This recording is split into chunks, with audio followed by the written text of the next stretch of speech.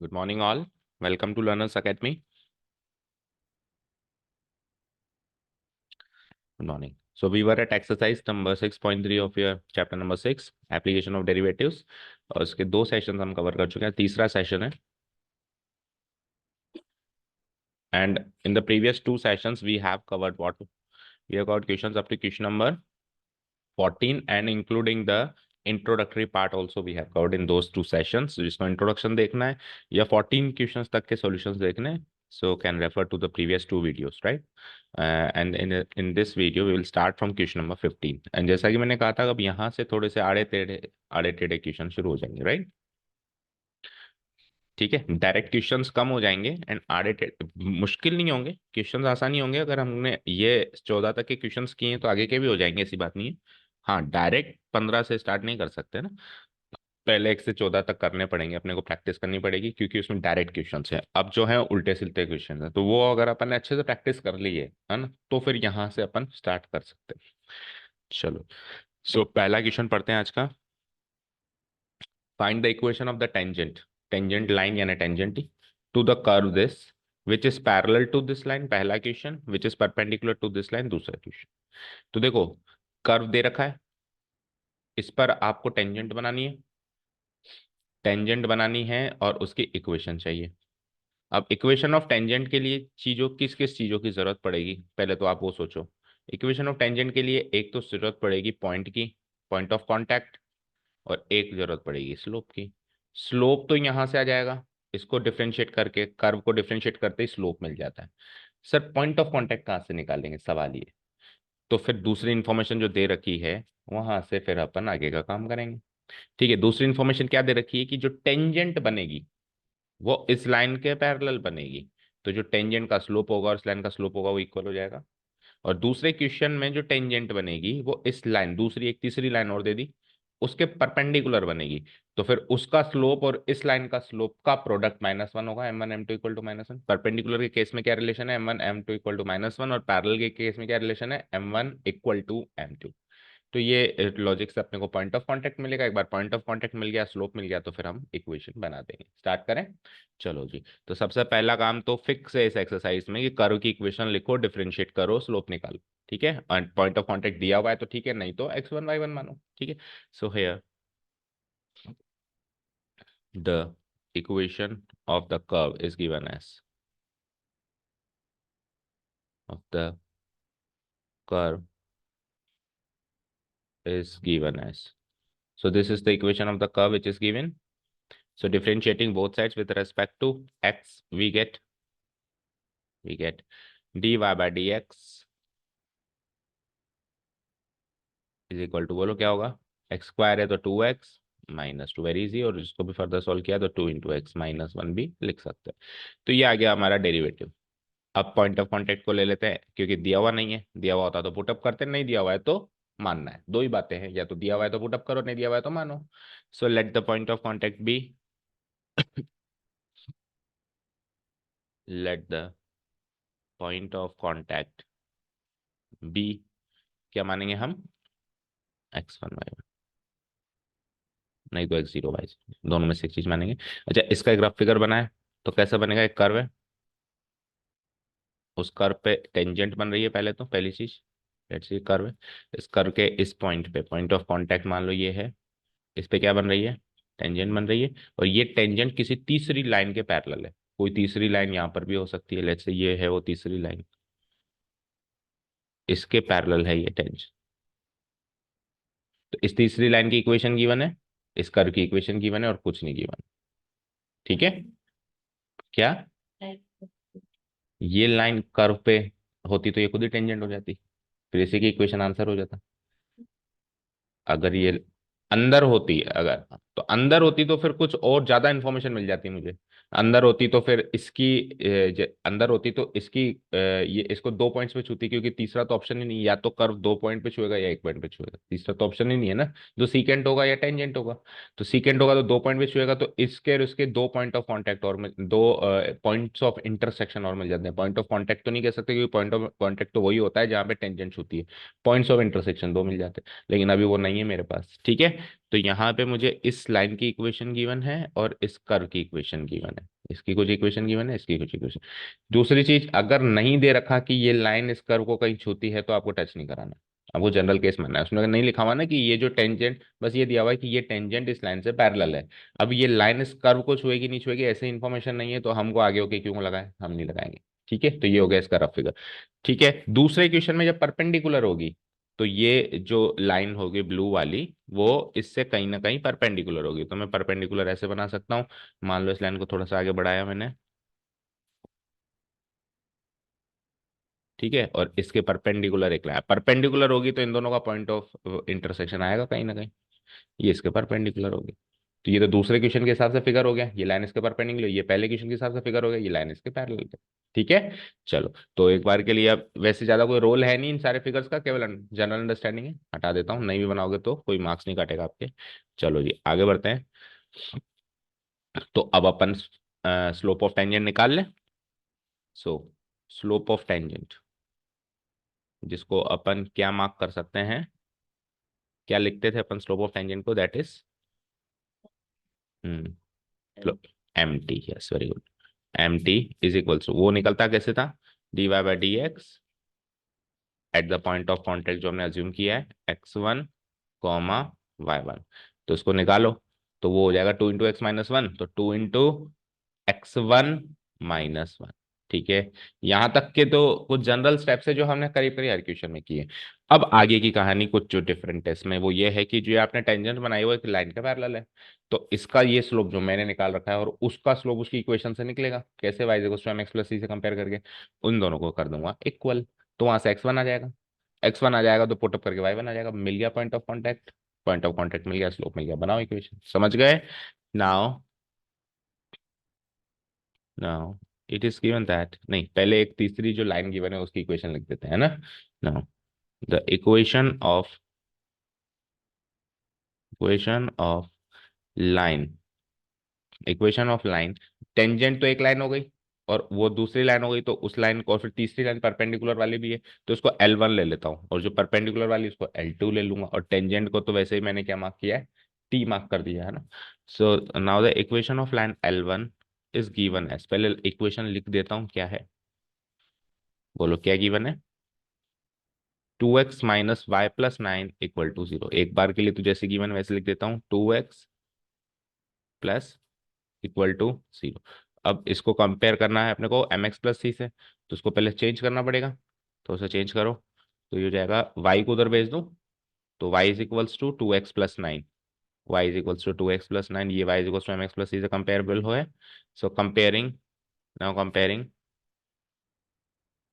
the equation with the slope intercept form, comparing the equation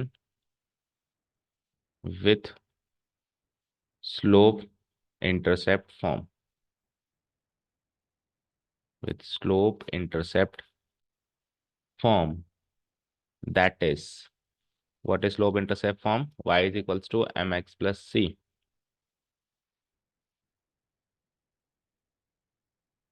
okay, we get, अब M X मत लिखो, m1x लिखो, क्यों, क्योंकि हमने इक्वेशन के लिए L1, तो L1 के हिसाब से स्लोप m1 हो जाएगा, और इधर भी फिर c1 लो, और फिर जब दूसरे को कंपेयर करेंगे तो m2, हालांकि c1 की वैल्यू नहीं चाहिए आपको, c1 की वैल्यू 9 आ रही है, पर उससे लेना देना नहीं है, पर मार्क तो करना पड़ेगा। सो वी गेट, हमको तो स्लोप चाहिए, we get slope of line m1, slope of line that is m1 equal to कितना हो जाएगा, 2। अब हम लाइन लिखेंगे कि टेंजेंट इस लाइन के पैरेलल है, तो दोनों का स्लोप इक्वल है, ठीक है ना। Now it is given that, now it is, ये नेक्स्ट नेक्स्ट पेज से, नेक्स्ट पेज से आ जाओ। Now it is given that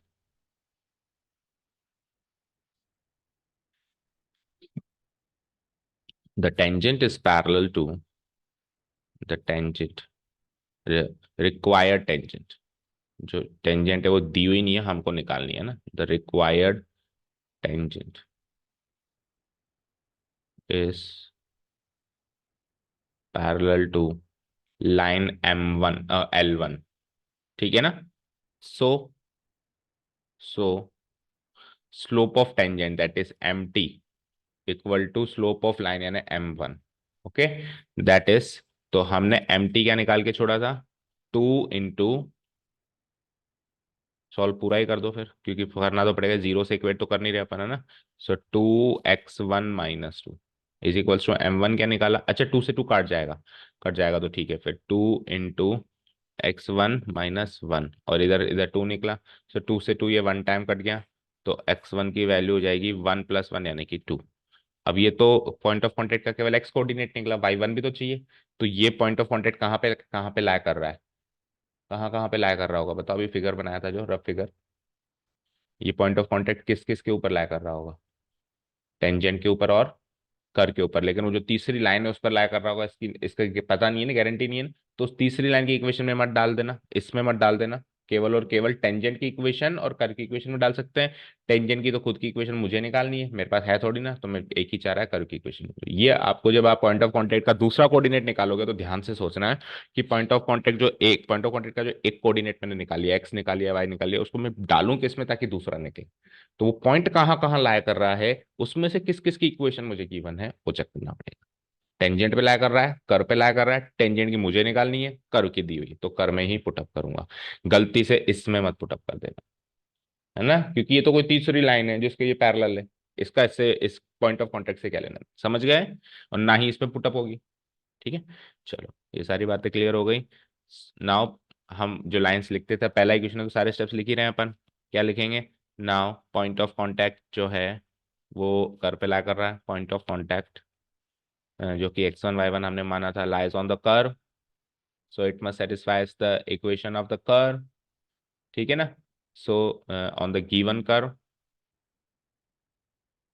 on the given curve, so it must satisfy the equation of the given curve, so putting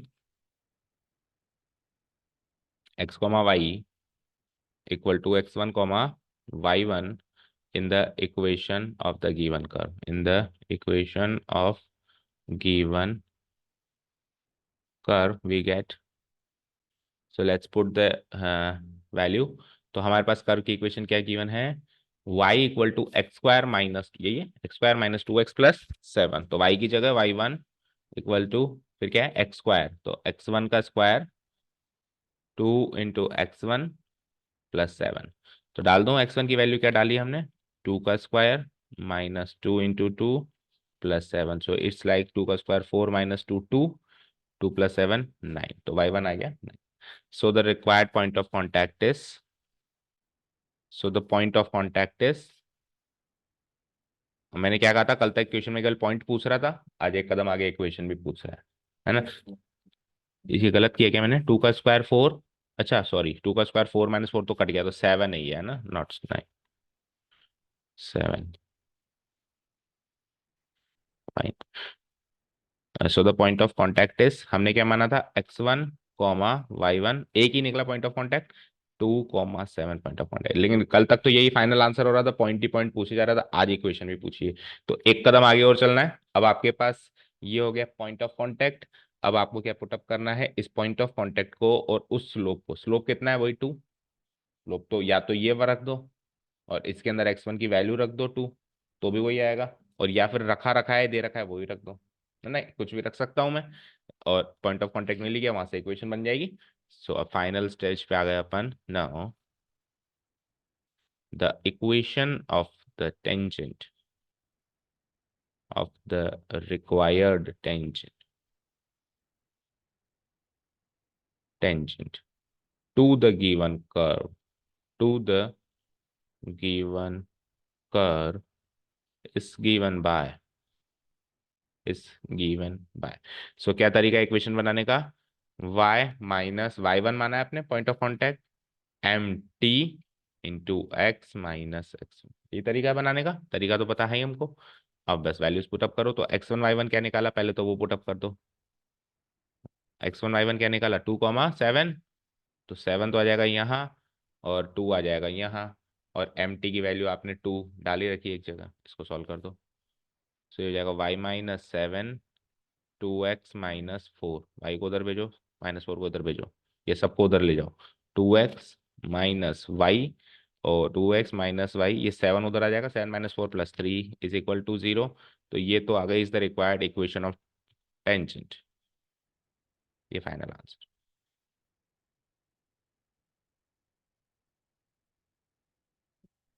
सही है। अब ये तो अभी केवल एक काम हुआ है, इसका सेकंड पार्ट बाकी है। सेकंड पार्ट में क्या क्या चेंजेस होगा इसी में देखो, बाकी सारा प्रोसेस आप होमवर्क में करो, है ना। देखो यहाँ तक तो सेम चलेगा, कहाँ तक, यहाँ तक। उसके बाद लाइन L1 की जगह आज की तारीख में मेरे पास लाइन L2 है, उसकी इक्वेशन कुछ और गिवन है, इधर लिख देता हूँ क्या गिवन है। 5y - 15x = 13। एक बार के लिए सेम लिख दो, 5y - 13। अब इसको चेंज करो मतलब y = mx + c की फॉर्मेट में कन्वर्ट करो। तो y = सबसे पहले 15x उधर जाएगा, 15x को 5 से डिवाइड करेंगे तो 3x प्लस 13/5, 13/5। ठीक है। अब मैं यहाँ पे क्या लिखूंगा, comparing the equation with the slope intercept, और m2x2 कर दूंगा, क्योंकि एक इक्वेशन में m1 आपने एक चीज को दे दिया तो दूसरे को m2 बोलना पड़ेगा। तो स्लोप ऑफ द लाइन जो m2 आएगी वो आ जाएगी मेरी 3। ये चेंजेस हो गए पहली चीज। अब आगे बढ़ के इसका पॉइंट ऑफ कांटेक्ट चाहिए, क्योंकि ये दूसरा टेंजेंट है, ये दूसरा टेंजेंट है ना, तो इसका अलग पॉइंट ऑफ कांटेक्ट होगा। ठीक है। तो फिर एक और चीज करनी पड़ेगी, इसका अगर अलग पॉइंट ऑफ कांटेक्ट होगा तो फिर आपको उसको पॉइंट ऑफ कांटेक्ट भी x1 y1 की जगह x2 y2 लेना पड़ेगा, क्योंकि x1 y1 आप ऑलरेडी इस क्वेश्चन में ले चुके हो कुछ। तो यहाँ पर भी फिर आप x2 y2 करोगे, इस सेकेंड क्वेश्चन के हिसाब से चेंजेस सारे होंगे, है ना।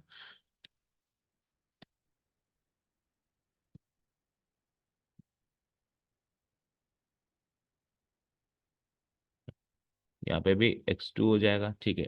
उसके अलावा क्या चेंजेस होगा बताओ। इस पेज पे तो कोई चेंजेस नहीं होगा। चलो नेक्स्ट पेज पे आ जाओ।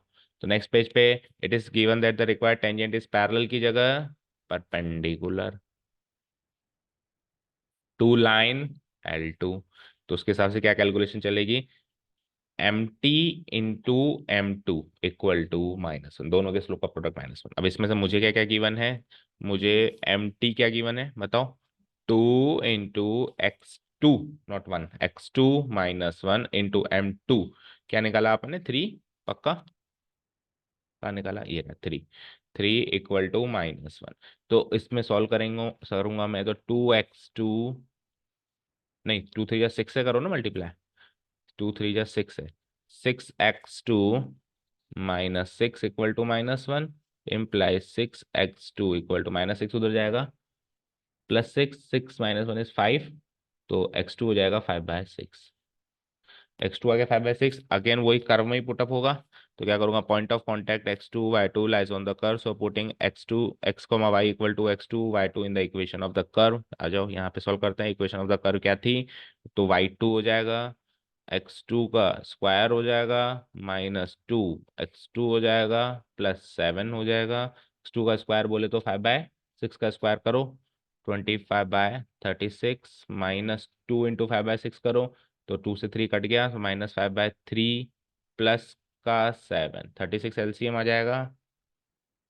तो 25 -3 × 12, 12 5 जा 60, और 7 × 36 करना, 7 6 जा 42, रिमाइंडर 4, 7 3 21 एंड 4 25।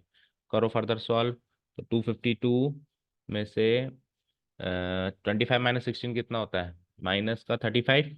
तो 252 में से 35 गया, तो 217 बचा, 217/36। कट रहा है क्या किसी से, 3 से कट रहा है शायद, या 7 से कट रहा है, 3 से तो कट रहा है, 3 से नहीं कट रहा, 7 से, 7 से नीचे वाला नहीं कट रहा, तो यही आएगा मेरा, अजीब सा आ रहा है थोड़ा सा। हाँ इसका आंसर से एक क्वेश्चन का आंसर मिसमैच है इसमें, याद आया। ठीक है चलो देखते हैं यही वाला वो क्वेश्चन है या नहीं। तो ये आ गया मेरा x1 y1, तो क्या है मेरा फाइनल पॉइंट ऑफ कांटेक्ट क्या है, x1 तो क्या निकाला था हमने 5/6, 217/36। अब इसको पुटअप करके मुझे क्या चाहिए, इक्वेशन ऑफ टेंजेंट चाहिए। तो इक्वेशन ऑफ टेंजेंट ये यहाँ तक तो ऐसे इस लिखोगे, required tangent to the curve is given by, इधर y2 लगा दोगे, इधर आप y2 x2 लगा दोगे, ठीक है। फिर कैलकुलेशन नीचे करते हैं, करो y - y2 क्या निकाला, 217/36 इक्वल्स टू MT, तो 2 थोड़ा ना अलग है, 3 है आपकी बात, नहीं 3 भी नहीं है, एम्प्टी निकालना पड़ेगा। देखो पिछले क्वेश्चन में तो दोनों का स्लोप बराबर है, बराबर है, तो जो दूसरा वाला था उसको as it is put up करते, इस बार दोनों के स्लोप बराबर थोड़ी ना है। तो जो टेन उसका लाइन का स्लोप आया था वो 3 आया था, और हमारा स्लोप x1 की फॉर्म में था। तो मैं 3 भी नहीं रख सकता हूँ, क्योंकि 3 स्लोप थोड़ी ना बराबर थोड़ी ना है। तो मुझे वो जो हमारा x1 की फॉर्म में आया था उसमें हमारे x1 की वैल्यू डालनी पड़ेगी और उसका हमारा स्लोप निकालना पड़ेगा। ठीक है, तो क्या था हमारा स्लोप, 2 × x1। तो x1 यानी कि क्या, 5/6 -1, ठीक है ना। और उसके बाद आ जाओ x -x2, वही 5/6। डन, ये सब करना पड़ेगा। तो 5/6 - 1 कितना होता है, माइनस का 1/6 × 2 कितना होता है, -1/3। तो ये सारा सब कुछ हो जाएगा -1/3। तभी तो -1/3 और उसका स्लोप 3 बराबर -1 आया। प्रोडक्ट ऑफ दोनों का स्लोप -1 आना चाहिए ना। ठीक है, चलो जी, अब -1/3 में मैं क्या करूंगा, 3 को तो इधर भेज दूंगा और -1 को इधर भेज दूंगा। तो 3 को इधर भेजा तो ये बन गया 3 भाई, और 3 से काटा तो 12 से कट गया ये, 217/12। ठीक है, -1 को इधर भेजा तो -x और +5/6। अब 12 से मल्टीप्लाई कर दूं पूरी इक्वेशन को, ताकि ये जो है डिनोमिनेटर एलिमिनेट हो जाए। हम्म,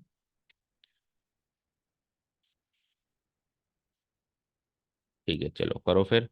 इम्प्लाइज 12 से मल्टीप्लाई करेंगे, 12 3 जा 36y -217, 12 - 12x, 12 से कर रहे हैं ना, और 12 से इसको काटेंगे तो 10 +10।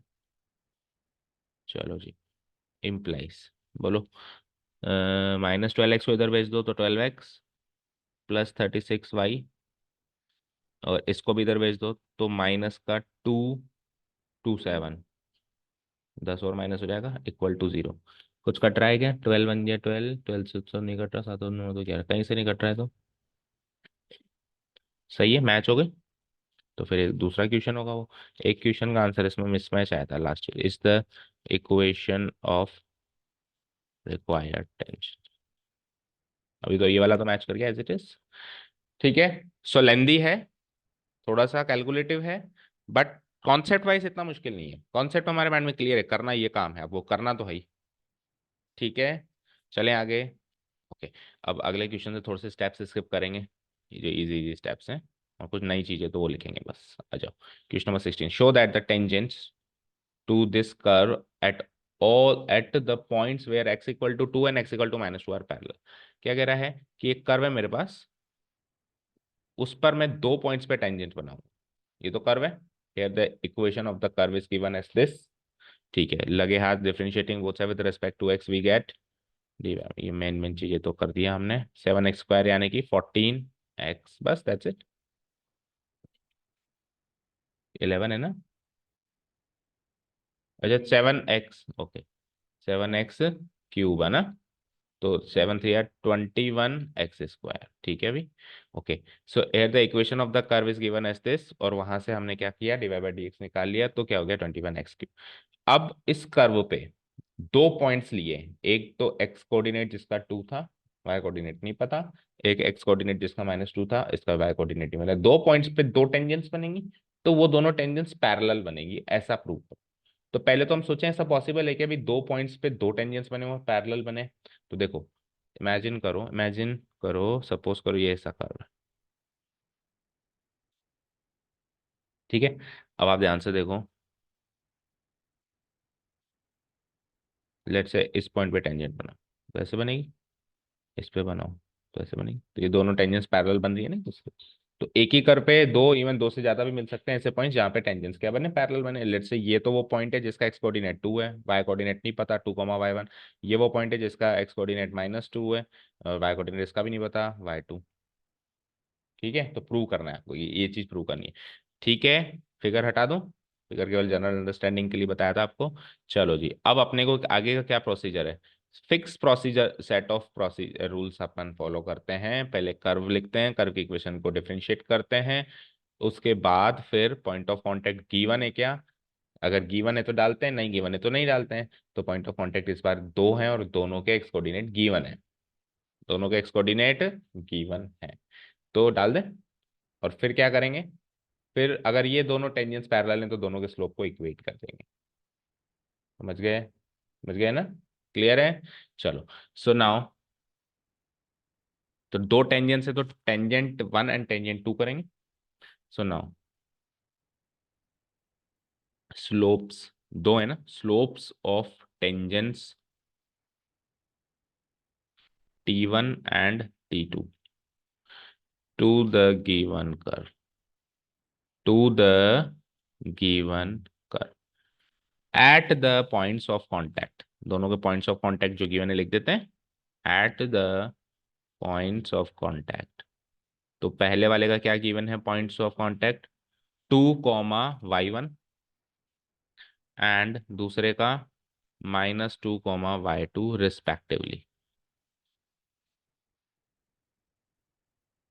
Are given y, are given. तो अगर दो टेंजेंट्स है तो दो ही स्लोप्स होंगे. तो एक तो हो जाएगा MT1 और एक हो जाएगा MT2. तो MT1 कैसे आएगा, dy/dx एट, इसका पॉइंट ऑफ कांटेक्ट क्या है T1 का, 2, y1 से आएगा इसका. एंड लग गया, दूसरा भी लिख देते हैं MT2, ये कैसे आएगा dy/dx एट, दूसरे का पॉइंट ऑफ कांटेक्ट क्या है -2/y2. Okay, -2, y2. ये निकालूं और ये निकालूं तो dy/dx में 2, y1 y2 तो वैसे ही पुटअप करने के लिए नहीं है, केवल x कोऑर्डिनेट ही पुटअप करना है. तो 21 और 2 का स्क्वायर, y2 का क्यों, y1 x का स्क्वायर है ना, तो x कोऑर्डिनेट पुटअप होगा. वाई कोऑर्डिनेट तो वैसे वही तो शो पीस के लिए लगाया मैंने भाई, हमको पॉइंट ऑफ कांटेक्ट पूरा लिखना होता है. बाकी पुटअप तो जनरली हमको डेरिवेटिव जब भी आया एक्स की फॉर्म में आया, बहुत कम बार ऐसा हुआ कि वाई भी आया उसमें, अभी तक तो शायद आया ही नहीं. ठीक है ना, तो आ जाए तो पुटअप उसको भी करना है, तो इसलिए लिखना तो है. सो इधर क्या करूंगा 21 × 2 का स्क्वायर, इधर क्या करूंगा 21 × -2 का स्क्वायर, दोनों सेम आएंगे. 2 का स्क्वायर 4, 21 और 21 4 जा 4 4 4 2 जा 84, और यहाँ पर भी -2 का स्क्वायर भी 4, तो 84. तो स्लोप अगर सेम आया दैट मीन्स टेंजेंट पैरेलल है. यही मुझे प्रूव करना है कि दोनों टेंजेंट पैरेलल. ठीक है, तो क्लोजिंग स्टेटमेंट क्या लिखूंगा, here here MT1 is equal to MT2 is equal to जो भी आया T4. ठीक है ना, hence the two tangents, the two tangents T1 and T2 are parallel to each other. Proved. Proved. That's it. तो tangents को parallel prove करना था, स्लोप इक्वल कर दो पैरेलल होगा, और स्लोप हमने निकाल के देखा दोनों के पैरेलल नहीं मिले. ठीक है, करने के लिए तो इजी वन. कुछ एक स्टेप्स इसमें स्किप किए जो आप लिख ही लोगे. आ जाओ 17 पे आ जाओ. Find the points on the curve. अब की बार y = x³ एक कर्व है, जहां पर जो मैं टेंजेंट बना रहा हूं तो उसका जो स्लोप है वो पॉइंट ऑफ कांटेक्ट के y कोऑर्डिनेट के बराबर है. एक कर्व है मेरे पास, ठीक है, जहां पर किसी एक पॉइंट पे मैं टेंजेंट बना रहा हूं. बन गया, मान लो वो पॉइंट ऑफ कांटेक्ट है मेरा x1, y. तो बनने के बाद ये जो टेंजेंट बनी, नहीं ये वाला क्वेश्चन है, ये जो टेंजेंट बनी, इस टेंजेंट का जो स्लोप है, इस टेंजेंट का जो स्लोप है MT, वो किसके बराबर है, equal to the y coordinate of the point, इस पॉइंट के y कोऑर्डिनेट के बराबर है y1. बस दैट्स इट. ये MT = y1 पुटअप करना है, आगे सॉल्व हो जाएगा. समझ में आया. ठीक है, सो ज्यादा मुश्किल नहीं है. आ जाओ. Here the equation of the curve is given as this, differentiating both side with respect to x we get, curve की इक्वेशन को डिफरेंशिएट करना ही है, सोचना ही नहीं. Use dy/dx equal to 3x². अब पॉइंट ऑफ कांटेक्ट को ले लिया मैंने x1 y1, let the point of contact be x1 y1. So slope of tangent, so slope of tangent that is MT1, M MT1 नहीं MT only क्योंकि एक ही है, is equals to, formula है dy/dx at the point of contact, यानी कि x1 y1 पहले लिख ही लेंगे, let the point of contact be x1 y1. So it is equal to what, dy/dx क्या है मेरे पास 3x², तो इसमें देखो y पुटअप करने के लिए मिला नहीं, सो 3x1 का done.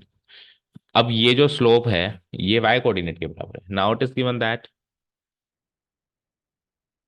Now it is given that the slope, वही लाइन छाप देंगे बुक में से, the slope of tangent, the slope of tangent is equal to to the y coordinate of the point of contact, y coordinate of the point of contact, ये already given है।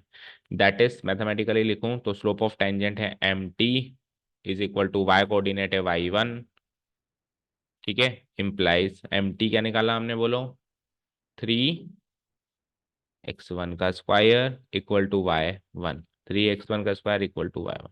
तो यहां से ना तो x1 मिला ना y1 मिला, लेकिन x1 और y1 के फॉर्म में एक इक्वेशन मिल गई। सो जो मिली उसको इक्वेशन वन मार्क करें और आगे बढ़े। आगे क्या करेंगे, अब ये तो इक्वेशन मिली, हमको पूछा क्या था, इसने पॉइंट पूछा था, पॉइंट पूछा था, दैट मीन्स x1 भी चाहिए y1 भी चाहिए। तो यहां से ना तो x1 मिला ना y1 मिला, पर x1 y1 के बीच का एक रिलेशन मिल गया कि 3 टाइम्स ऑफ x1 का स्क्वायर बराबर y1 होता है। तो हमने क्लास 10th में सीखा था कि अगर दो दो वेरिएबल है x1 y1, तो दो वेरिएबल है तो दो ही इक्वेशन चाहिए होंगी, जब जाके x1 और y1 दोनों सोल्व होंगे, नहीं तो नहीं सोल्व हो सकते, नहीं तो डेटा इनसफिशिएंट है। तो दूसरी इक्वेशन बनानी पड़ेगी x1 y1 के फॉर्म में। फिर तो इन दोनों इक्वेशन को साथ में रख के सब्सटीट्यूट करके एक्स वन वाई वन दोनों आ जाएंगे। तो अब सवाल ये कि दूसरी equation X one Y one से कैसे बने। तो एक्स वन वाई वन जो है पॉइंट ऑफ कांटेक्ट है, तो किस किस पे ला कर रहे हैं, टेंजेंट और कर्व दोनों में से किसकी इक्वेशन है मेरे पास, कर्व की, तो कर्व की इक्वेशन में डाल दूंगा क्योंकि इसको सेटिस्फाई करेंगे, तो वहां से एक्स वन वाई वन की एक इक्वेशन मिल जाएगी, एक ये रही, दो इक्वेशन से दो वेरिएबल सॉल्व हो जाएंगे। समझ गए। सो नेक्स्ट स्टेज आ गई अब इस क्वेश्चन की, वही सारी चीजें कि now the point of contact x1 y1 also lies on the curve, contact x1 comma y1 also lies on the given curve, so it must satisfy the equation of the given curve. So putting x comma y equal to x1 comma y1 in the equation of the given curve, we get, so put कर दो, बोलो equation क्या थी given curve की, x cube यही थी, तो y one equal to x one का whole cube, let this be equation number two. अब equation one and equation two को आपस में सॉल्व करके मुझे एक्स वन भी चाहिए, एक्स टू एक्स वन भी चाहिए, वाई वन भी चाहिए। तो इक्वेशन वन और इक्वेशन टू में देखो, वाई वन एक साइड कॉमन आ रहा है, इसमें वाई वन आ रहा है, ये आरएचएस में, उसमें आ रहा है LH। तो वाई वन की वैल्यू इधर से ये है, उधर से वो है, तो वाई वन से वाई वन कैंसिल आउट, तो जो वाई वन की वैल्यू है उधर से इन दोनों को इक्वेट कर दूं from equation one and two करके, जैसे अपन इक्वेशन सॉल्व करते हैं आ रहे हैं क्लास 10 से। So now from equation one and two we get one and equation two we get, तो टेल मी वहां से वाई वन की वैल्यू क्या है, 3x1, 3 टाइम्स ऑफ x1 का whole square, 3 times of x1 का होल स्क्वायर, यहां से वाई वन की वैल्यू क्या है, x1 का होल क्यूब। ठीक है, अब इसको सॉल्व करें, क्या मैं x1 के स्क्वायर से इसको काट दूं, बोलो, नहीं काट सकते, क्यों, तो दो स्क्वायर तो कट जाएंगे एटलीस्ट, पूरा तो नहीं कटेगा लेकिन कुछ तो काट सकता हूँ, नहीं काट सकता। हम केवल उसी को काट सकते हैं जिसकी वैल्यू जीरो नहीं हो सकती। जैसे सपोज करो मेरे पास है 3x और इधर है 9, अब मैं 3 से 9 जरूर काट सकता हूँ 3 टाइम्स, क्योंकि 3 की वैल्यू जीरो थोड़ी ना होती है, 3 इज नॉट इक्वल टू 0। तो मैंने जो काटा है 3 काटा है ना दोनों जगह, इधर एक 3 था इधर दो 3 थे, तो एक 3 को काट दिया मैंने। तो मैं एक 3 को इसलिए काट पाया क्योंकि 3 की वैल्यू जीरो नहीं है, जिसकी वैल्यू जीरो नहीं है उसी को काट सकते हैं, जिसकी वैल्यू जीरो हो सकती है उसको काट नहीं सकते। और यहाँ पे x1 की वैल्यू तो जीरो भी हो सकती है, कोऑर्डिनेट है ना, तो x कोऑर्डिनेट जीरो भी तो आ सकता है, तो इसलिए नहीं काट सकते। फिर क्या प्रोसेस है, फिर आपको पास एक ही प्रोसेस है, इनसे फैक्टर बना के दोनों फैक्टर्स फैक्टराइज फॉर्म में लेके जाओ। कैसे, सपोज करो मैं इसको इधर ले आऊं, तो ये क्या हो जाएगा, 3x1 का स्क्वायर माइनस x1 का क्यूब इक्वल टू 0। इसमें से x1 का स्क्वायर कॉमन आ जाएगा, 3 माइनस एक x1 बचा है यहाँ पे इक्वल टू 0, फैक्टराइज फॉर्म हो गई। अब या तो ये जीरो है या ये जीरो है, इसको जीरो रख के कुछ निकालो, इसको, ये तरीका होता है आगे फॉर। हाँ, अगर हमको कहीं से भी इंफॉर्मेशन मिल जाए कि साहब x1 तो जीरो हो ही नहीं सकता, फिर काट दो, और काटने के बाद सामने लिख भी दो because x1 can not be equal to 0, ये बात भी लिखनी पड़ेगी। ओके, समझ गए।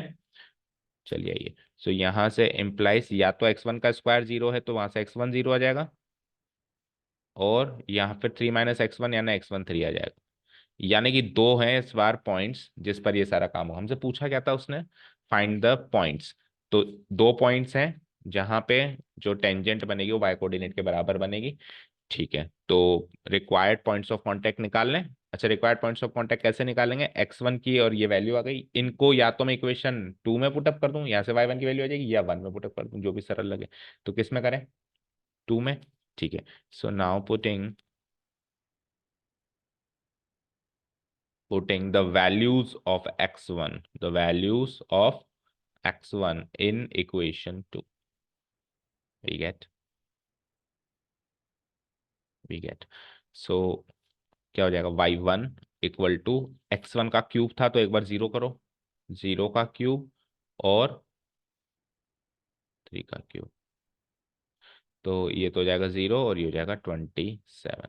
Hence the required points of contact are, दो पॉइंट्स निकलेंगे ना, आ रहा है आंसर, मैच हो रहा है।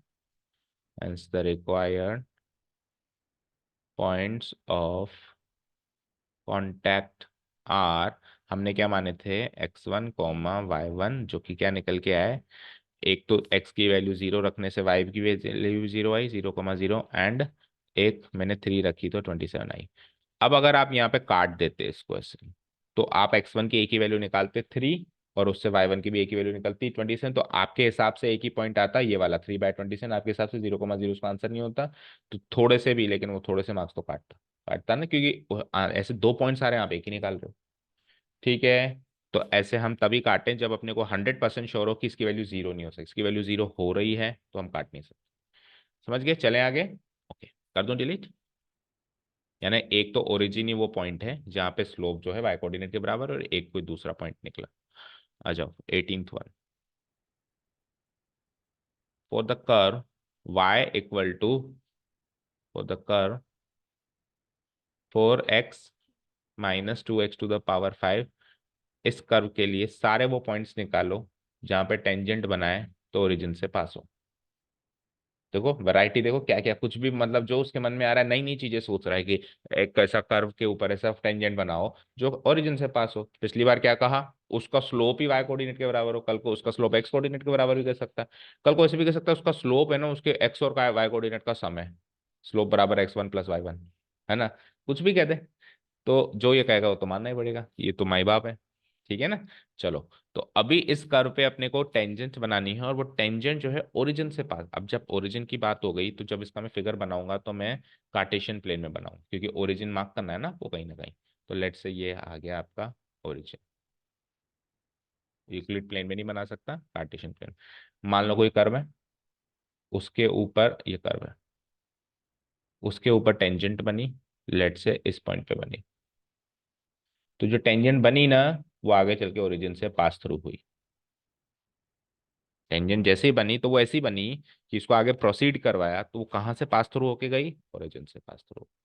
ठीक है, तो ये हो गया मेरा ओरिजिन 0,0, और ये पॉइंट ऑफ कांटेक्ट वही x1 y1। इस x1 y1 की वैल्यू तो चाहिए आपको, पॉइंट ऑफ कांटेक्ट ही तो चाहिए।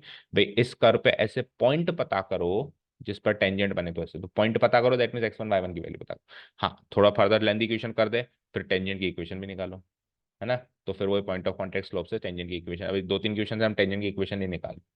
ठीक है ना, वो निकलवा सकता है, आप हर एक क्वेश्चन में रेडी रहना। मान लो ये का यही क्वेश्चन बन के आ गया, छप के आ जाए, बस आगे also find the equation of the tangent दे दे, तो वो आगे का काम भी करना है, छोड़ के मत आ जाना कि एनसीईआरटी में तो हमारे इतना ही था। ठीक है, चलो अब आगे क्या करें इसको करने के लिए। सबसे पहले तो कर्व की equation, here the equation of the curve is given as this, differentiating both side with respect to x we get 2y/dx। और कुछ भी ना है तो इतना तो करके आना ही सही। ठीक है, तो 4x इस क्यूब है ना, तो 12x² -5×2 = 10x⁴। ठीक है, अब आगे क्या करें, ये तो आ गया टेंजेंट। अब point, late the point of contact भी x1 और y1 मान लिया, लेट से मैंने।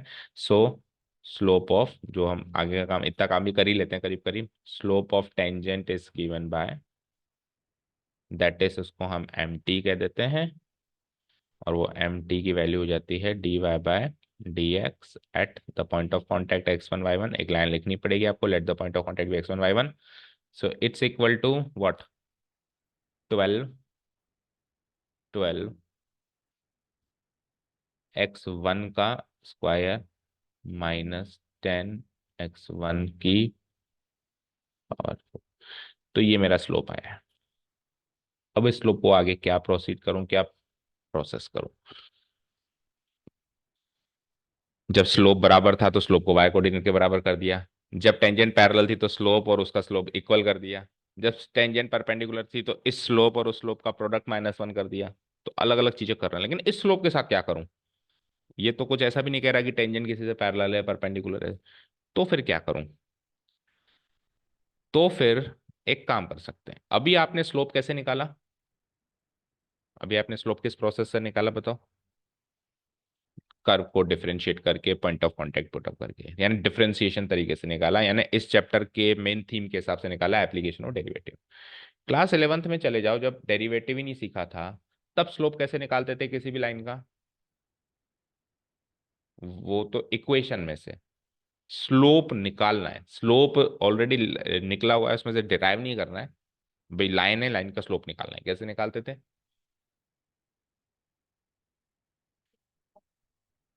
पॉइंट्स इसमें दे रखेंगे। तो टेंजेंट की तो स्लोप चाहिए। कर्व तो था ही नहीं ना, पिछले साल के हिसाब से सोच रहा हूं मैं। इस साल के हिसाब से तो कर्व की इक्वेशन को डिफरेंशिएट करके। अब जब मैं पिछले साल में चला गया, तो पिछले साल में कर्व तो मेरे पास है ही नहीं, लाइन है बस। इस लाइन का स्लोप निकालना है। कैसे निकालते थे? प्रोवाइडेड दैट दो पॉइंट्स गिवन हो, उसके ऊपर तो है ना दो पॉइंट्स, एक तो ये रहा और एक ये रहा। जब वो पासिंग थ्रू ओरिजिन है तो ओरिजिन उस पर ला कर रहा है, तो इससे भी स्लोप निकल सकता है और इससे भी स्लोप निकला। दोनों है तो एक ही लाइन के स्लोप, इक्वेट कर दो, मिलेगा कुछ ना कुछ। समझ गए? तो ये हिंट्स पकड़ने होते हैं। ठीक है। Now, now also it is given that, it is given that the tangent passes through the origin, the tangent passes through the origin।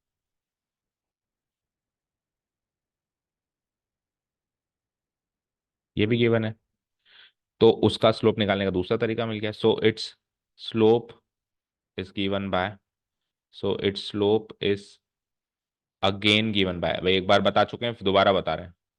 आप दूसरे प्रोसेस से बता रहे हैं ना, एक ही लाइन का स्लोप अगेन गिवन बाय। वही लिखूंगा तो एम टी, क्योंकि उसी लाइन का तो स्लोप है। एम टी इक्वल टू, लेकिन अब की बार फॉर्मूला लगाऊंगा क्या, y2 - y1। अब फॉर्मूला मत लिखो, सीधे लगा के बताओ। तो इधर क्या हो जाएगा, y1 - 0 और x1 minus divide by x1 - 0। Solve करके बता दो बस, है ना। y1 - 0 divide by x1 - 0, that is equal to y1/x1। ये लो साम, ये आ गया स्लोप। पहले से स्लोप आया, इसको इक्वेशन 1 मार्क कर दो।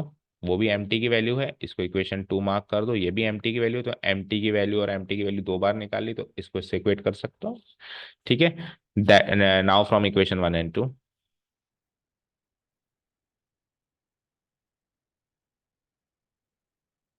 Equation 1 and equation 2 we get बोलो, वहां से एम टी की क्या वैल्यू निकाली आपने?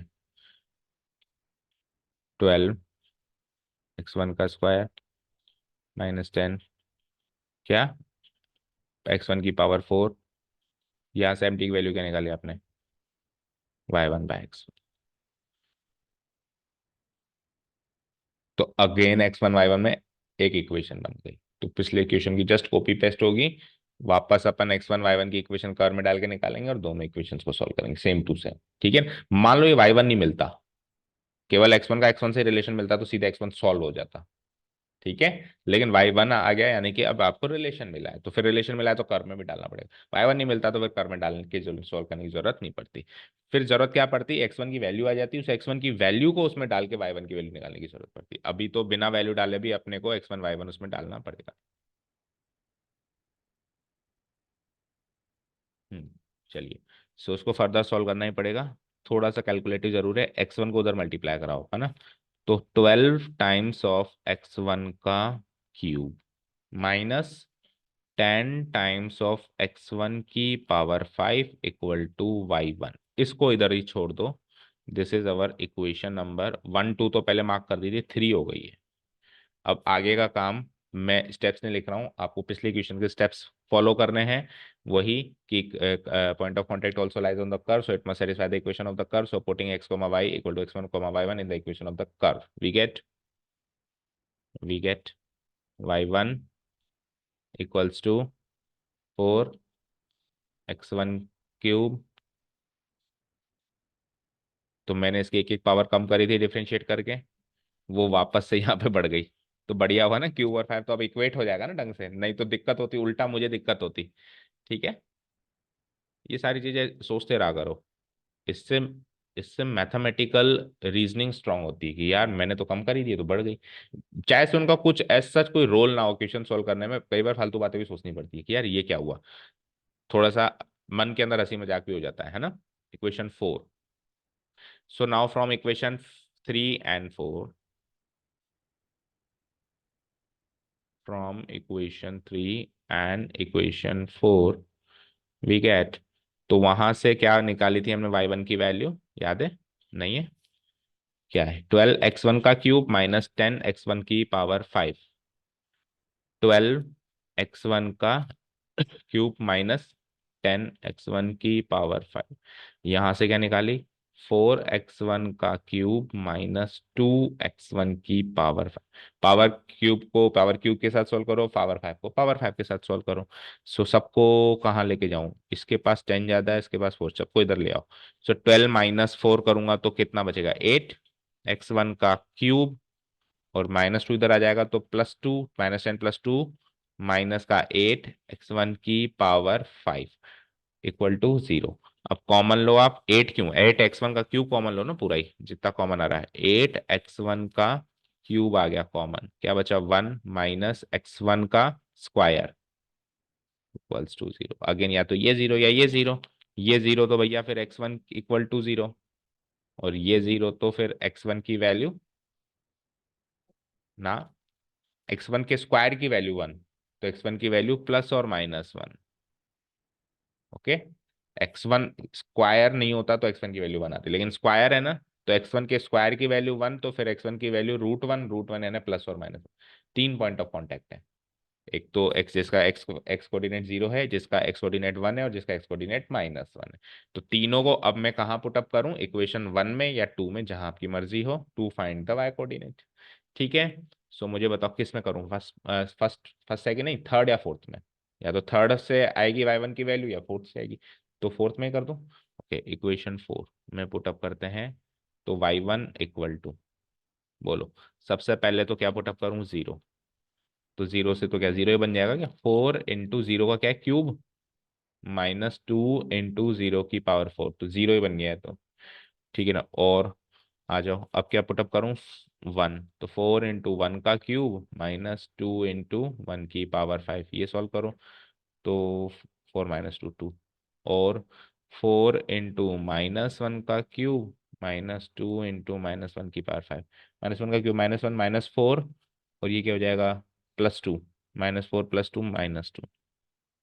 ठीक है, hence the required points of contact are एक तो 0, 0, कॉमा 1 रखने से 2 आया, एंड -1 रखने से -2। ठीक है, तो पहली बार इस एक्सरसाइज में 3 पॉइंट ऑफ कांटेक्ट आए। तो दो का ऐसा कोई फिक्स ट्रेंड ऐसा मत मान लेना। अभी अगर दो का ट्रेंड मान लेते तो आप x1 की वैल्यू 1 ही लगा देते, 1 लगा देते तो आप दो निकालते, एक्चुअली 3 थे। ठीक है, क्लियर है? समझ आया? ठीक है, कर दो डिलीट। कौन सा किया अभी हमने? Question 18। Find the points on the curve, ये कर्व है जहां पे टेंजेंट्स बनाए। तो एक्स एक्सिस के पैरेलल, ये सबसे सरल है। एक्स एक्सिस के पैरेलल जो लाइन होती है उसका स्लोप 0 होता है, बात ही खत्म। और वाई एक्सिस के पैरेलल होती है तो इन्फिनिटी होता है। तो ये ऐसा एक्स एक्सिस के पैरेलल वाला काम तो हमने पहले भी किया है। Here the equation of the curve is given as this, differentiating both side with respect to x, we get dy/dx equal to, बोलो x² का 2x। ओके, dy/dx यहाँ कैसे आया फिर? Differentiating both side with respect to x करेंगे तो LHS RHS अलग अलग डिफरेंशिएट होगा ना। बाकी इक्वेशंस में तो क्या होता है, वाई इधर होता था तो वाई का डिवाइड बाई डी एक्स बनता था, इस बार वाई थोड़ा ना पूरा एलएचएस पार्ट है तो उसको इम्प्लिसिटली सॉल्व करेंगे, इम्प्लिसिट फंक्शन जैसा होता है। तो एक्स स्क्वायर का 2x और वाई स्क्वायर का 2y इंटू, बस ये एक नई चीज है इसमें, डिवाइड बाई डी एक्स आगे -2 इक्वल्स टू 0। तो यहाँ से डिवाइड बाई डी एक्स निकालना पड़ेगा, बाकी क्वेश्चन में सीधे सीधे निकल रहा है, यहाँ पे थोड़ा सा फेर बदल करके सबका 2 काट दो पहले, तो 2 की वैल्यू 0 नहीं हो सकती ना, तो इसलिए 2 कट सकता है, लिख देना सामने because 2 is not equal to 0। हालांकि कांस्टेंट के लिए इसे लिखने की जरूरत नहीं होती, हाँ कहीं से x काट रहे हो या y काट रहे हो और उसको पता है कि वो 0 नहीं है तो वो लिखना जरूरी होता है कि x की वैल्यू 0 नहीं होगी, बाकी ये लिखना जरूरी नहीं होता कि 2 की वैल्यू 0 नहीं होती। ठीक है, एनीवेज आ जाओ। So d Y by D x की वैल्यू बताओ क्या आएगी। ये -1 उधर जाएगा तो +1, ये -x उधर जाएगा और ये y डिवाइड हो जाएगा 1 - x बाई वाई। शायद पहली बार इस एक्सरसाइज में स्लोप में x और y दोनों आ रहे हैं, तो x1 और y1 भी रहेगा। ठीक है, okay. So let the point of contact be वही x1 y1, putting slope of tangent is given bye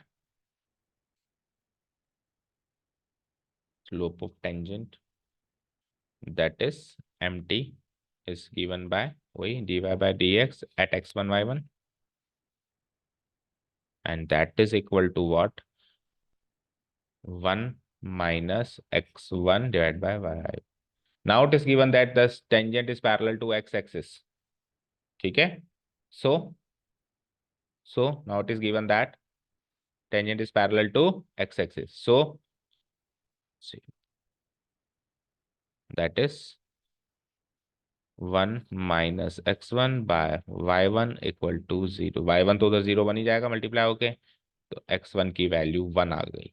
1 आ गई तो कहाँ मैं पुटअप करूंगा, इक्वेशन एक की गिवन है उसमें पुटअप करके मैं y1 की वैल्यू निकाल लूंगा। निकालो, रफली निकाल रहा हूँ मैं, आपको लिखने सारे वही स्टेप्स हैं जो हर एक क्वेश्चन में लिखने हैं। तो x1 की वैल्यू 1, तो ये 1 का स्क्वायर और ये y1 का स्क्वायर -x की वैल्यू 1 तो 2 -3 इक्वल टू 0। सो 1 -2 -3 -5, 1 -5 -4, -4 उधर जाके +4, तो y1 का स्क्वायर बराबर +4, तो y1 की दो वैल्यूज, तो अगेन दो पॉइंट ऑफ कांटेक्ट हैं प्लस और -2, दो पॉइंट ऑफ कांटेक्ट हैं लेकिन दोनों पॉइंट ऑफ कांटेक्ट का x कोऑर्डिनेट सेम है, y कोऑर्डिनेट अलग अलग है। So the points of contact are, एक तो हो जाएगा 1, 2 एंड एक हो जाएगा 1, और दो पॉइंट ऐसे बन सकते हैं जहां पे पैरेलल टू एक्स एक्सिस बन जाए। ठीक है ना, कर दूं डिलीट, टाइम कितना बाकी है, स्कूल जाना है, छुट्टी, अच्छा आप नहीं जाते, ठीक है। तो फिर देखो एक आध अभी कौन सा किया हमने, 19, टोटल कितने इसमें, तो 20 तक कर लेते हैं, फिर दो एमसीक्यू से तो करीब 5 क्वेश्चन या 21 तक कर लेते हैं, देखते हैं 20 करते हैं पहले, कितना टाइम लगता है इसमें।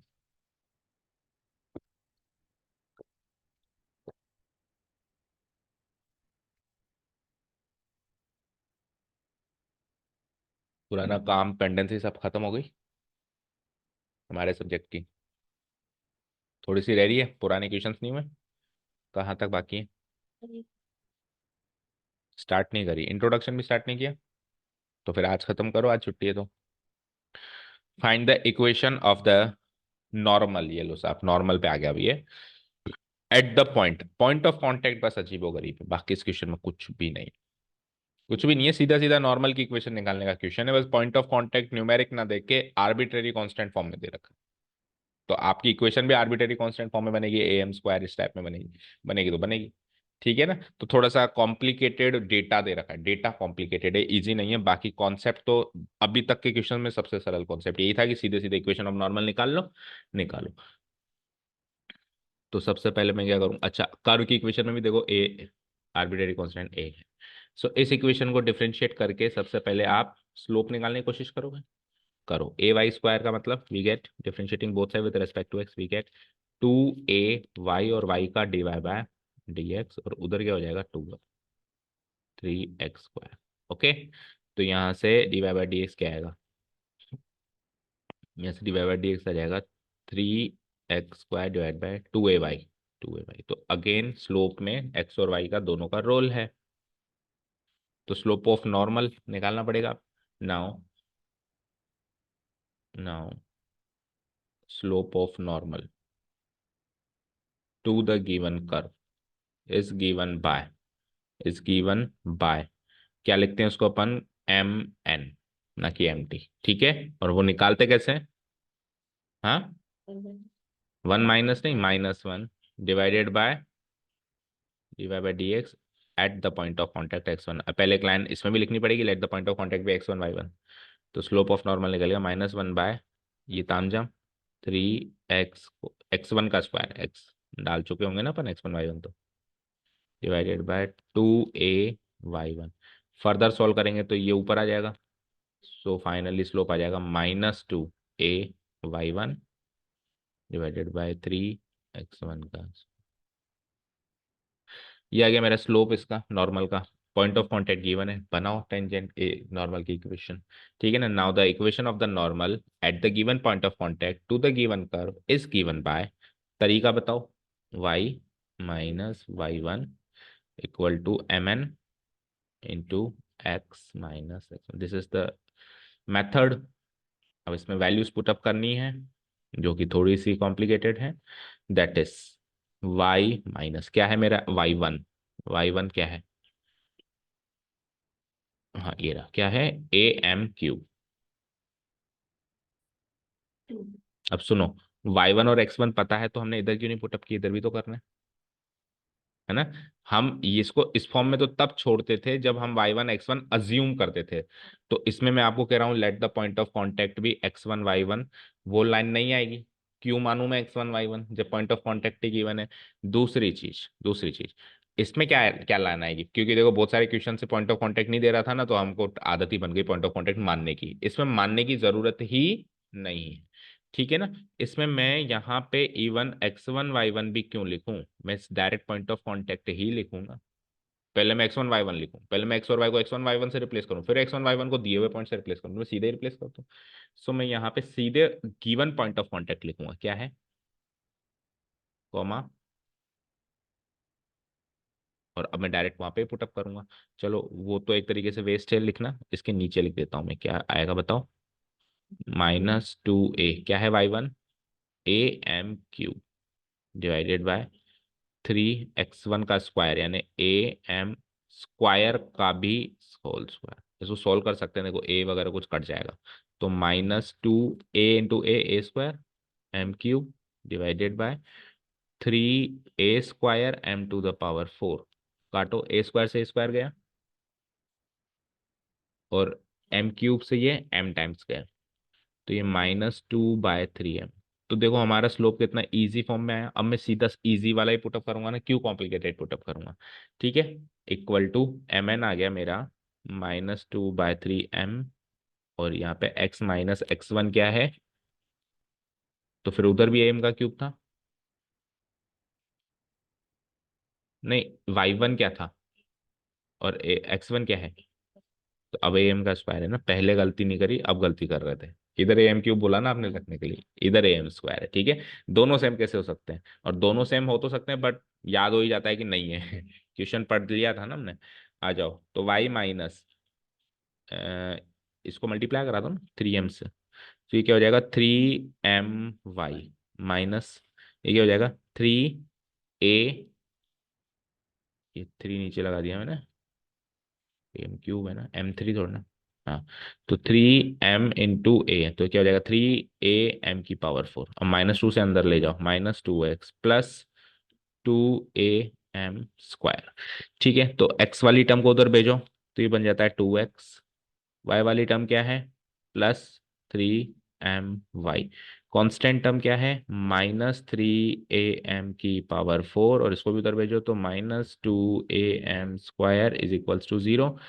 इस कांस्टेंट टर्म में से कुछ कॉमन निकाल लो अगर निकल रहा हो, बाकी नहीं तो यही फाइनल आंसर है 2x प्लस 3my।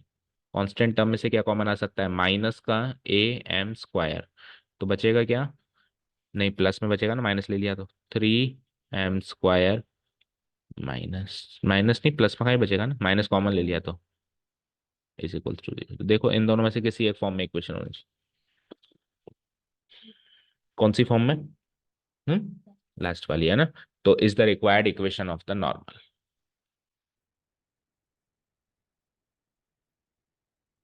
तो ज़्यादा मुश्किल नहीं था वैसे। और अच्छा हुआ ये क्वेश्चन आ गया, ताकि हमारी ये कॉन्सेप्ट भी रिवीजन हो गया कि अगर पॉइंट ऑफ कांटेक्ट दिया हुआ है तो जबरदस्ती x1 y1 नहीं मानना है। ठीक है, हमको जो दे रखा है वही मानना है, फिर जो नहीं है तब अपने को अज्यूम करना है। ठीक है, देखो अगला कितना लेंदी है, अगर छोटा सा है तो एक और कर लो, ताकि कल के लिए लोड कम हो, कल फिर स्कूल भी जाना होगा आपको, है ना। इक्वेशन ऑफ नॉर्मल्स दो बनेंगी अब की बार, या तीन भी बन सकती है। तीन तो मोस्ट प्रोबेबली मेरे को याद नहीं है लास्ट ईयर बनी हो, बाकी दो तो बनेगी। नॉर्मल्स खुद ने कह दिया, दो नॉर्मल्स बनेगी। ठीक है, बना देंगे। कर्व ये रहा, पैरेलल टू द लाइन, दोनों की दोनों नॉर्मल इससे पैरेलल है। तो ठीक है, दोनों नॉर्मल अगर इससे पैरेलल है तो दोनों नॉर्मल आपस में पैरेलल होंगी, यानी तीनों लाइंस पैरेलल है, दो तो नॉर्मल बन गई मेरी, और एक ये लाइन गिवन है वो भी पैरेलल। ठीक है, और दो नॉर्मल्स बनेंगी, दैट मीन्स दो ही पॉइंट्स ऑफ कांटेक्ट आएंगे। ठीक है, तो करते हैं ये वाला लास्ट करते हैं आज का ना। Here the equation of the curve is given as this, differentiating both sides with respect to x. तो दोनों नॉर्मल के इक्वेशन आज हो जाएंगे, है ना। We get D Y by D x, सीधा है आपकी बार तो, बोलो 3x² प्लस 2, दैट्स इट। अब पॉइंट ऑफ कांटेक्ट इसमें अज्यूम करना है अगेन, क्योंकि इसमें नहीं गिवन है। Let the point of contact be x1 y1, so slope of normal, slope of normal, या ब्रैकेट में ऐसे लगा दो, एक से ज्यादा बन सकती है ना। At the point of contact x1 y1 to the given curve is given by, ये पूरी लाइन लिख देना, इज गिवन बाय, नोटेशन है mn, फॉर्मूला है नहीं, वो तो टेंजेंट का है जो आप बता रहे थे। Eight the point of contact x1 y1 माना है हमने। सो बन जाएगा स्लोप मेरा क्या, इसमें x की जगह x1 डाल दो बस, 3x1 का स्क्वायर प्लस 2, डन। तो ये स्लोप आ गया फाइनली। अब ये जो है नॉर्मल, वो जो इस लाइन के पैरेलल है, तो इस लाइन का भी स्लोप निकालो, इक्वेट कर दो। सरल ही है, इस बार तो ज्यादा मुश्किल नहीं है ना। नाउ द इक्वेशन, उसको L1 ले लूं लाइन को। Now the equation of line L1 is given as,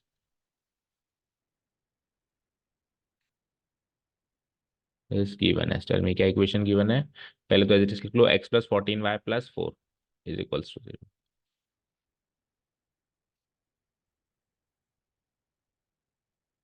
और इसको अब फ्रेम करना पड़ेगा y = mx + c की फॉर्म में, बोलो कैसे करो। y = -x/14, तो फिर ऐसे लिखो -1/14x, mx की फॉर्म में लिखना पड़ेगा ना, प्लस नहीं माइनस ही होगा, 4/14 यानी 2/7। उससे मतलब नहीं है लेकिन लिखना तो पड़ेगा, okay. Done. Comparing it with the slope intercept form, that is y = m1x + c1, we get m1 equal to, तो इस टाइप का क्वेश्चन तो कर ही लिया है, बस पहले टेंजेंट था, अभी नॉर्मल है, फर्क ये है। m1 equal to -1/14। Now it is given that the normal is parallel to, now it is given that, ये इक्वेशन ऑफ लाइन निकाल ली हमने यहाँ तक। Now it is given that the normal line is parallel to the given, the normal is parallel, parallel है या perpendicular है वो रिलेशन ध्यान से पढ़ लेना, पैरेलल ही है ना। पैरेलल, परपेंडिकुलर होता तो फिर इसका स्लोप और इसके स्लोप का प्रोडक्ट -1 होता, अब ये दोनों इक्वल हो जाएंगे। ठीक है, सेम ही होता है, टेंजेंट हो या नॉर्मल हो, दोनों लाइंस ही तो है ना। हमने टेंजेंट का स्लोप निकाल लिया या नॉर्मल का स्लोप निकाल लिया, अब ये जो स्लोप निकला ये एक लाइन का स्लोप है, और वो भी एक लाइन है, अब दोनों लाइन पैरेलल है। ठीक है ना, ओके। तो स्लोप निकालते टाइम ध्यान रखो कि नॉर्मल या टेंजेंट, टेंजेंट का स्लोप सीधे सीधे dy/dx, नॉर्मल का स्लोप -1/dy, एक बार निकल गया, अब इसको एक लाइन की तरह ट्रीट करो। अब अब उसके साथ पक्षपात मत करो, भैया तू तो नॉर्मल है, तेरे रूल्स उल्टे चलेंगे, नहीं, तेरे रूल्स बिल्कुल सेम एक लाइन की रूल्स के हिसाब से चलेंगे, बस एक बार उसको स्लोप निकालने तक उसके साथ पक्षपात करना है, बाद में उसको एक लाइन की नजरिए से देखना है। The normal is parallel to the given line. ठीक है, सो जो इसका स्लोप आया mn, और जो लाइन का स्लोप है m1 दोनों बराबर हो जाएंगे। और अगर मान लो परपेंडिकुलर होते हैं तो इन टू -1, जैसे लाइंस के बाकी के रूल्स परपेंडिकुलर वाले चलते हैं। ठीक है, दैट इज mn क्या निकाला था मैंने, -1 डिवाइडेड बाय 3 × x1 का स्क्वायर प्लस का 2 इज इक्वल्स टू m1 क्या निकाला मैंने, -1/40।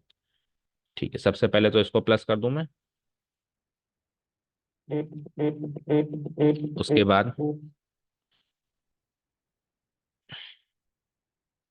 हेलो।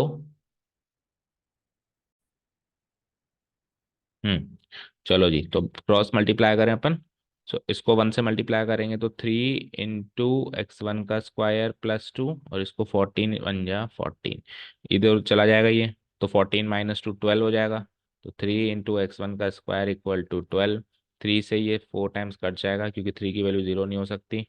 तो x1 की दो वैल्यूज आ गई, +और -2। अगेन इसको इक्वेशन ऑफ द कर्व में डाल दें सीधी, वही सारी लाइंस कॉपी पेस्ट, तो y1 आ जाएगा मेरा। अच्छा, इस बार तो इक्वेशन चाहिए, इक्वेशन चाहिए, तो अभी तो पॉइंट ऑफ कांटेक्ट निकलने की प्रोसेस चल रही है, अब इक्वेशन भी बनानी है। ओके, तो काम थोड़ा सा लेंथी है बस। चलो आ जाओ, y1 क्या आ जाएगा, ये क्या है, x का क्यूब, तो x1 यानी 2 का cube,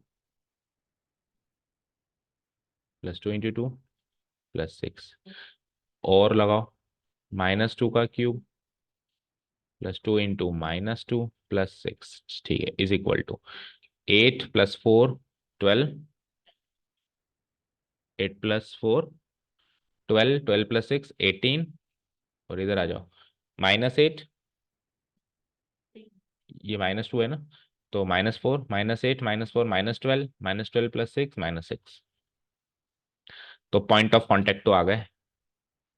so the points of contact are, points of contact जो कि हमने एक बार के लिए x1 y1 माने थे, आर, बोलो। सबसे पहले हमने 2 डाला तो 18 मिला, तो 2, 18,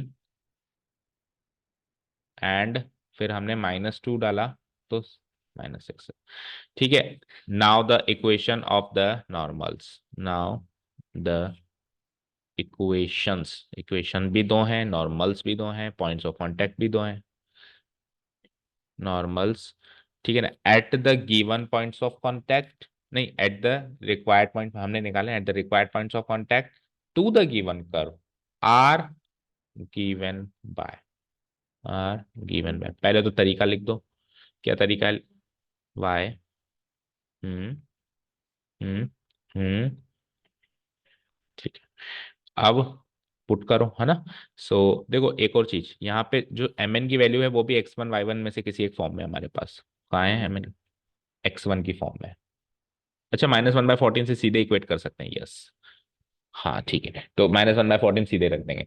मान लो परपेंडिकुलर वाला केस होता है तो उसमें सीधे नहीं रख पाते, उसमें फिर इसमें पुटअप करके पहले स्लोप निकालना पड़ता है। ठीक है, अभी मैं या तो ये रख सकता हूँ या ये रख सकता हूँ, तो मैं इजी न्यूमेरिकल फॉर्म रख दूँ, पुटअप करने की जरूरत नहीं है। ठीक है, ये फायदा हो गया। आ जाओ, सो इम्प्लाइज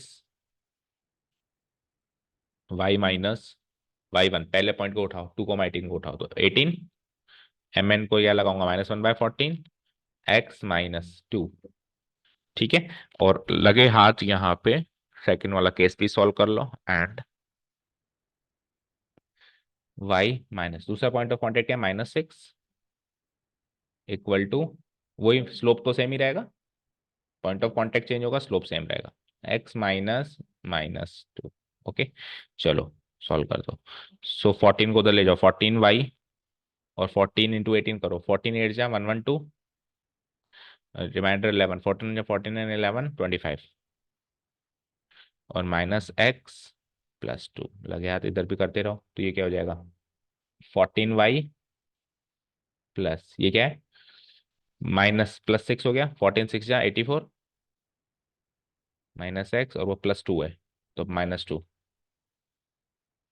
x + 2 है ना, तो -x - 2, ठीक है। इधर आओ, x को इधर पहुंचाओ तो x + 14y, और ये क्या है, और ये +2, तो -254, डन, इक्वल टू 0 बन चुकी है एक इक्वेशन, तो सेकंड इधर भी x को इधर बुलाओ, x+14y, और ये हो जाएगा प्लस का 86 इक्वल टू 0। कल भी ऐसा क्वेश्चन आया था जिसमें दो टेंजेंट्स बनी थी, दोनों एक दूसरे से पैरेलल थी। तो अगर दो नॉर्मल्स एक लाइन के पैरेलल हैं तो दो नॉर्मल आपस में भी पैरेलल है। आपस में पैरेलल है तो चेक करो उनके एक्स और वाई कोऑर्डिनेट के कोएफिशिएंट प्रोपोर्शनल है। इवन प्रोपोर्शनल क्या, करीब करीब सेम ही आएंगे। सेम इसलिए आएंगे क्योंकि अगर मान लो यहाँ पे कुछ और कोएफिशिएंट होता तो मैं तो कॉमन निकाल के डिवाइड करवा चुका होता, इधर भी करवा चुका होता, तो जब डिवाइड करवा चुके होते तो फिर सेम ही आएंगे। और सेम भी नहीं आया तो प्रोपोर्शनल तो आएंगे ही आएंगे। तो इससे हिंट मिल जाएगा कि a1/a2 equal to b1/b2 is not equal to c1/c2 आ जाए तो दोनों लाइंस पैरेलल होती हैं और हमारे दोनों नॉर्मल्स पैरेलल होनी चाहिए। Are the required equations of the normals, equations of normals to the given. ठीक है, काफी है। ठीक है, तो कल के लिए हमारे पास 4-5 क्वेश्चंस हैं, तो वो कल हम खत्म कर देंगे सक्सेस। ठीक है, चलिए, thank you so much for listening to us, have a nice day, keep learning and bye.